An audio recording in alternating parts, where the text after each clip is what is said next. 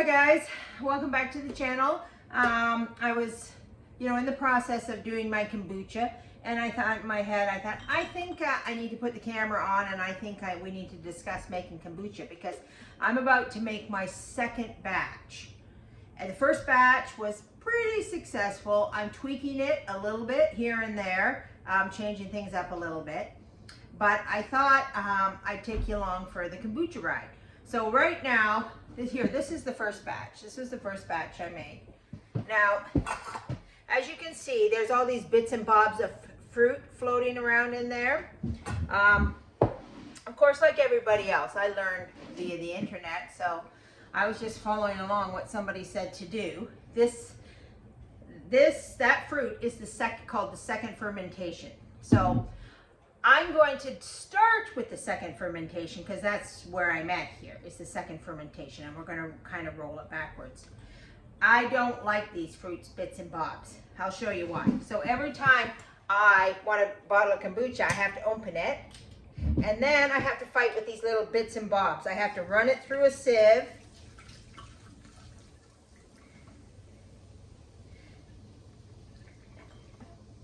Before I can have a drink. See, and then it gets all stuck in there, and then I'm fighting with this fruit. And then when I go to clean the jar, then I'm fighting to get this fruit out of the jar. And I thought to myself, I think I'm going to blend my fruit first so that it's a liquid form. Because it said you could use fruit or juice to flavor your kombucha. And I went with fruit.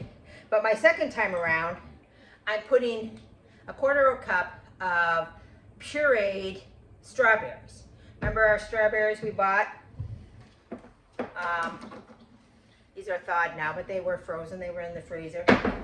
And I'm putting a quarter of a cup into each bottle. Oh, here, let's just, before I go any further, let's just show you the kombucha. There. Can you see how bubbly and fizzy that is? Just like soda pop. It is yummy. This is going to be so cool and refreshing on a hot summer. Apparently you got to get your body used to this because a little too much of this off the get-go, if your body's not used to it, can cause you all kinds of problems. I've even heard of people getting a little tipsy because it's fermented. But mostly I think, you might find yourself sitting in the bathroom a little bit if you have too much of it until your body's used to it. But I've been drinking a bottle a day and I haven't had any problems whatsoever. It's so good. In this one that was apple and kiwi that I put in there. So I haven't tried any with strawberry, so this is going to be something new. So we're just going to drop a quarter cup in here, and then we'll go on and fill it up with the kombucha, and we'll continue on with this process. Okay guys, we're over. I'm standing on a stool because this is so high up for me, but this here is where I have my kombucha. Kombucha is basically a fermented iced tea. That's really all it is. It's fermented sweet tea. So I have made my sweet tea and I put it in here and I have fermented it for 10 days. Now that that's fermented for 10 days, I'm going to flavor it, and I'm going to flavor it with this strawberry. So I'm going to fill these jars up to about here to leave room for expansion and gas with the fermentation. And then I'm going to let this sit on a shelf for 5 more days. So in a total, it takes 15 days from start to finish to get a bottle of kombucha. Well, it can be 10 days if you don't want to do it. You don't have to do a second fermentation. You can have the kombucha plain and straight, just basically fermented iced tea. But I like a little fruity flavor in mine, so I am going to fill these bottles up with that. I just wanted to show you first though. what is growing on here. See that? Do you see that? That's called a scoby. Okay? That's what's, and you can make your own scoby. I've never done that. I'd like to try it, but I bought that. So you can buy it on Amazon. You just buy one and you can do this. This is a kombucha crock, but you don't have to have a kombucha crock. You can make this in any old container you want. I'll show you a container that would be great for making kombucha, and if you didn't have this. So we're just going to fill this up, and once we've emptied our crock, we're going to add more sweet tea to our crock and let it ferment again for 10 days, and then we go through the cycle again.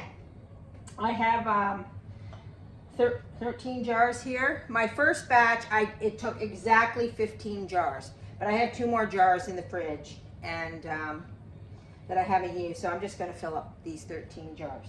Okay, guys?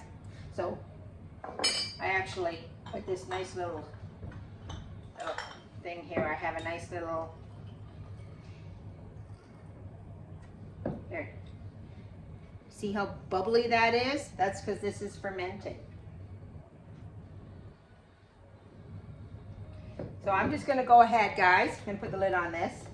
And and they always tell you to use these type of, not screw lids, to use these ones for some reason. I'm not the expert on kombucha, so I just follow what they tell me, guys. And that's how we do anything until we become an expert. When I make enough of this stuff, I'll be the expert, and then I'll say, oh no, that I didn't like that, or I like this, or whatever I like better. But for now, I'm not the expert, so I'm just following what the experts say. So I'm going to go ahead and fill these jars up, and then I'm going to explain to you how to make step 1. All right, guys, you gotta love when you think you're videotaping, and then you look up, and there's no video camera on. Anyway, let me run through the steps of what I just did. This is 1 gallon. This thing is 2 gallons. I need 2 of these to go in there. And how I make this is, our recipe is 2 gallons, 12 tea bags, and 1.5 cups of sugar. So I already put the 1.5 cups of sugar in here, and I'm gonna let this boiling hot water dissolve it. And I've got 6 tea bags in here. I've had to go put my tea kettle back on to boil some more water to bring it to the top. Once this has cooled down to room temperature, I'm going to add it to here. Okay, guys, this is very, very important. When you're dealing with any kind of, this I know for a fact because I'm a baker. I may not know about kombucha, but I certainly know about yeast products. Hot, boiling hot kills yeast, kills your bacteria. Freezing cold stifles it, retards it, makes it not grow, right? So what you want is it to be warm, room temperature. In here, I still have my scoby, and I also have some kombucha left over from the last batch, right? So that kombucha, that culture, and that scoby is going to feed this for 10 days and kind of get it caught up to being fermented. But I can't do it till it's at room temperature, and then I'm going to add it to that. And I've already added my 1.5 cups of sugar, so when I come back and do this again, I'm not going to put any sugar in the second batch. I'll put the recipe down below. It's very simple. 2 gallons of water, 12 tea bags, and 1.5 cups of sugar. Now, the thing about the sugar too, guys, this is important, is these drinks are not sweet. You think maybe that's a lot of sugar, but this is a yeast product, right? So what's happening is the culture is being fed the sugar. So it's eating the sugar. The sugar it's actually taking the sugar out of the drink. So what you get is something very, very, very, very natural and low cal too, like really low cal, because it's basically tea. The fermenting takes all the sugar out. Okay, I'm just going to fish out the tea bags that are in here.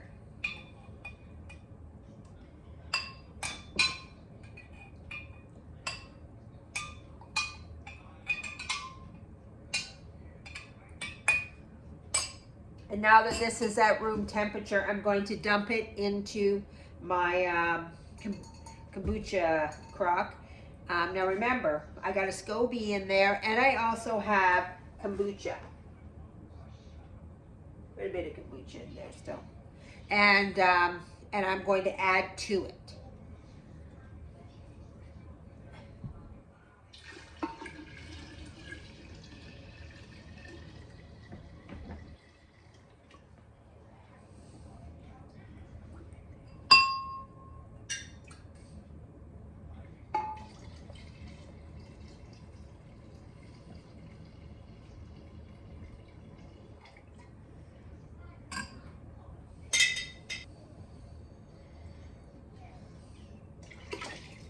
Okay.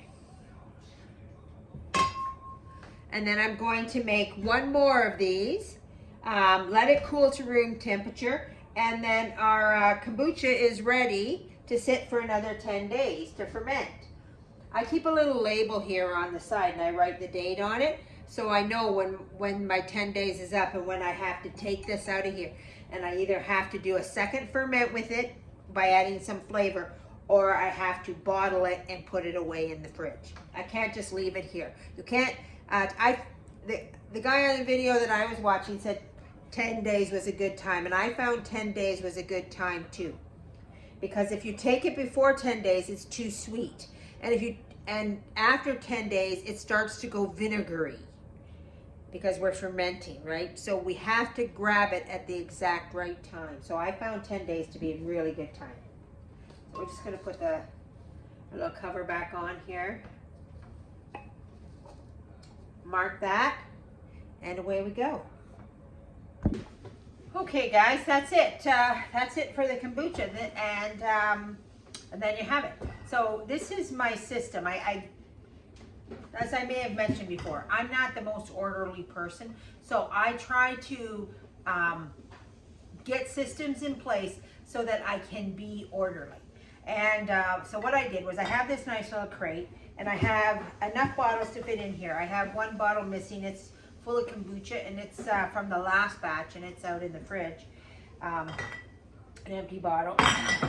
So these are going to sit. This is the second fermentation. We've added the strawberry, we've added the fermented sweet tea, and now we're going to set this on the counter for 5 days. And we have to burp it every once in a while so that they don't explode. That the fermenting doesn't, you know, gas up, and then, you know, when you go to open these, they just explode and all your kombucha goes all over the room and not where you want it, in your glass. So anyway, so what I do is in 5 days, I'm going to go put this, I'm going to put these in the fridge, and then as I drink them, I will put them back in this crate, the empty bottles, washed and clean, put it back in the bottle, empty bottle, ready in 10 more days for our next batch of kombucha to be ready so that I could fill this up. Now I'm going to try and do this, I'm going to try and keep this going so that I always have kombucha in the fridge, ready to go. So I like a nice cold drink. I don't drink a lot of cold stuff in the winter. I usually drink warm stuff, or like hot tea. But in the summer, I'll just, you know, I want a nice cold drink. And this is, it's gut health, it's no sugars, it's nice and sweet. I've been on the look for a nice drink that isn't sweet. I can't stand, I myself personally, personal preference, I can't stand artificial sweeteners. I just can't stand the taste of that. And so even when it's naturally artificial, I don't even know, like stevia and stuff that they say is naturally, I do not like the taste of that. I will take the sugar before I take that. And I don't really like the sugar either because I find it too sweet. This is perfect. This is a nice, light, refreshing, bubbly drink to have all summer. So I'm looking forward to that. So we have, you know, we drink, wash the bottle, put it back here, 10 days, we fill them up, start over again. And you know what? This will be peanuts, absolutely peanuts. What's the cost of a tea bag? I don't know, I'm going to figure it out because we bought some tea recently, so we're going to figure it out what the cost of a tea bag is. But it's minimal compared to a bottle of pop. But anyway, before I go, I want, you know, as you saw in our last hoarding video, we had a bunch of stuff in the basement. And I I saw this out of the corner of my eye when I was down there, and I thought I better bring this stuff up because I do not want this to get wrecked. Look at this beautiful dish. This was a wedding gift, and here it was lying in the basement. It was a wedding gift from my aunt, who's deceased now. She died at 97, so she probably got married sometime, maybe in the 30s, I would guess. She was born in 1909, so she got married. So this was a wedding gift. And look at this. Look at this beautiful little relish tray. And this is an old piece of silver. But look at this. This is our turkey platter. A little dirty from being in the basement, but where does it say that's from? Orleans. It just says Orleans. Bavaria. It's from Bavaria. That's where this is. Orleans, and look, it's beautiful. It's my favorite. This is my favorite type of pattern. I'm a cottage core type of decor person, and I also like glass. If I ever get my kitchen back, you will notice that I serve on tablecloths with lots of glass, lots of this kind of stuff. I make the effort to make my table look pretty. For when, not at the moment, I don't. We kind of eat out of pots and pans, but soon, one day, we are going to get back to this, and I can't wait till that day. Okay, guys, that's it for today. I hope you found this video interesting. If you did, like and subscribe. Share it with your friends. Comment, leave a comment. Tell me what you think. Tell me if you think you're going to try some kombucha. I love the comments, and of course, YouTube loves the comments too. When you comment, you signal YouTube that this video was interesting for you, and so they keep putting it in the algorithms to get more views. So that's why it's beneficial for you to do things like that to channels that you really like, and hopefully you really like this channel, and hopefully you're learning a lot. Well, that's it for today, guys.